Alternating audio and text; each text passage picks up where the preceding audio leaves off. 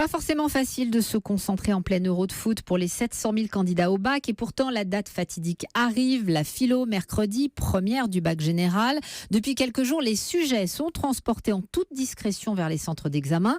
Avec une grande inquiétude, la fuite. Vous êtes allé dans l'académie de Caen, Virginie Salmen, et vous avez pu vous faufiler dans l'une de ces imprimeries secrètes. Oui, mais je n'ai absolument pas le droit de vous dire où elle se trouve. Si je vous le disais, ça obligerait à déménager l'imprimerie par mesure de sécurité, c'est vrai. Donnez-nous juste les sujets, alors c'est pas grave. Ça, je les ai vus, mais de très loin.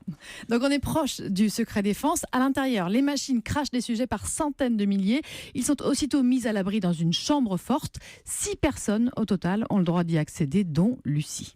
Je suis une des rares, oui. Ça met une certaine adrénaline, quand même. Ce goût du risque. Parce que c'est quoi le risque alors ? On signe quand même un papier en cas de diffusion d'un sujet, donc on risque tout simplement une peine d'emprisonnement et une amende, quoi. Elle risque 3 ans de prison ferme et 9 000 € d'amende. On ne badine pas avec les sujets du bac. Et tous les employés prennent ça très au sérieux.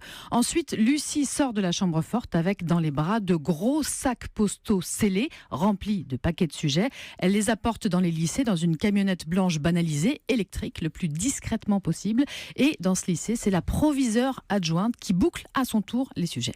Alors là, je vais dans une pièce secrète où il fait noir.